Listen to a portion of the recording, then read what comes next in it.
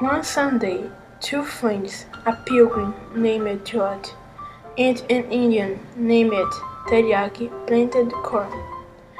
Many days later, the rain came, the corn grew, and the mornings and the nights passed.